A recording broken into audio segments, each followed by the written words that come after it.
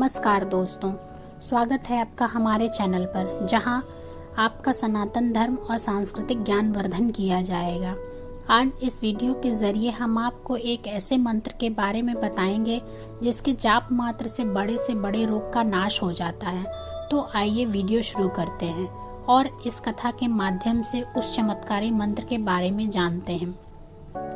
कलकत्ते की कुछ समय पहले की घटना है। उस समय कलकत्ते में प्रतिवर्ष प्लेग का प्रसार होता था और उससे हजारों मनुष्य मरते थे। कलकत्ते के लोग प्लेग से बचने के लिए बाहर चले जाते थे। बड़ी परेशानी रहती थी। जगह जगह अखंड कीर्तन का आयोजन होता था। उन्हीं दिनों एक बार एक बड़े शिक्षित धनी बाबू को प्लेग हो गया।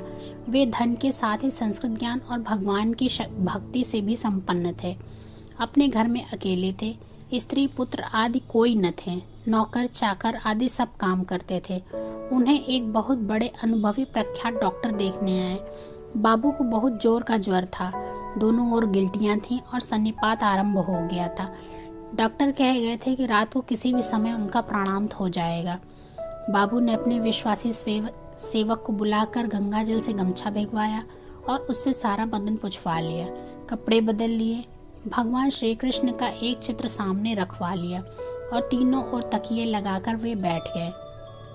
नौकर से कह दिया कि बाहर से किवाड़ बंद कर दो और तुम बाहर सो जाओ। या तो मैं खुलवाऊं तब किवाड़ खोलना, ना खुलवाऊं तो सूर्योदय होने पर तुम खोल लेना। मर गया हूं तो अंत्येष्टि संस्कार की व्यवस्था सब परिवार वालों को समाचार देकर करा देना। नौकर ने किवाड़ बंद कर दिए और बाहर बैठकर वह प्रातः काल की प्रतीक्षा करने लगा।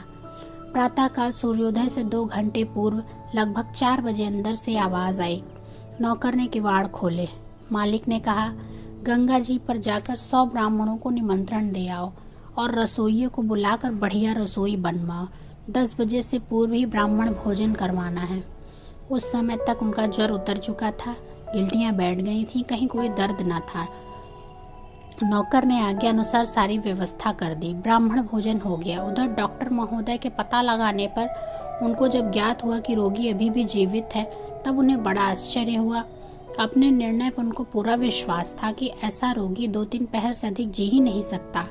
यह उनका निश्चय था। वे बाबू से बहुत प्रेम करते थे, अतएव स्वयं देखने आए। आकर आश्चर्य देखते हैं कि विधिवत स्नान संध्या किए हुए बाबू पटु वस्त्र पहने आसन पर बैठे हैं और ब्राह्मण भोजन का यज्ञ शेष चौकी पर चांदी की थाली में परोसा हुआ है और वे स्वाभाविक रूप से उसे खा रहे हैं। डॉक्टर महोदय ने पूछा, यह सब किसकी सम्मति से खा रहे हैं? बाबू ने कहा, जिनकी दवा से प्लेग छूमंतर हो गया उन्हीं की आज्ञा से प्रसाद खा रहा हूँ। निपुण डॉक्टर को यहाँ भी भ्रम हो गया। उन्होंने समझा कि बाबू सन्निपात में यह सब कर रहे हैं। वे जाते समय सेवकों से सावधान रहने के लिए कह गए, पर बाबू तो रोग मुक्त हो चुके थे। 3-4 दिनों बाद डॉक्टर साहब ने आकर बाबू से पूछा, आपने किस चिकित्सक से क्या दवा ली, यह बताइए। बाबू महोदय को ऊपर उसी कमरे में ले गए जिसमें वह उस दिन थे। वहां डॉक्टर साहब को कुर्सी पर बैठाकर वे पलंग पर बैठ गए और कहने लगे, डॉक्टर महोदय, आप उस दिन कह ही गए थे कि रात को मेरा प्राणांत हो जाएगा। आपके जाने के पश्चात मुझको श्रीमद् भागवत के महात्म्य का वह प्रसंग याद आ गया जिसमें नारद जी ने सनकादि से कहा है कि आप इसी से चिरंजीवी बालक बने हुए हैं कि आप निरंतर हरिशरणम मंत्र का जप करते हैं। मैंने सोचा प्राणांत तो होना ही है, मैं भी भगवान के शरण होकर हरि शरणम मंत्र का जप क्यों न करूं। संभव है सनकादि को नित्य बालक रखने वाले इस मंत्र से मेरे प्राण ना जाएं, और यदि प्राण गए भी तो भगवान का स्मरण करते हुए ही जाएंगे। दोनों ही प्रकार से लाभ है। यह सोचकर मैंने गंगा जल से शरीर शुद्ध करके शुद्ध रेशमी वस्त्र पहन लिए और भगवान श्री कृष्ण के चित्र के को सामने रखकर हरि शरणम मंत्र का जप करने लगा। कुछ ही समय में मन तन्मय हो गया। मुझे बाहर की कोई सुधि नहीं रही। भगवान श्री कृष्ण का ध्यान होने लगा। जब बाहर चेतना हुई तब देखा कि शरीर हल्का हो गया है, ज्वर नहीं है, गांठ बैठ गई है, पूर्ण स्वस्थता आ गई है। उस समय 4 बजे थे। तब मैंने ब्राह्मण भोजन की व्यवस्था कराई। जब आप पधारे थे उस समय सब ब्राह्मण भोजन कर जा चुके थे और मैं भगवान का प्रसाद खा रहा था।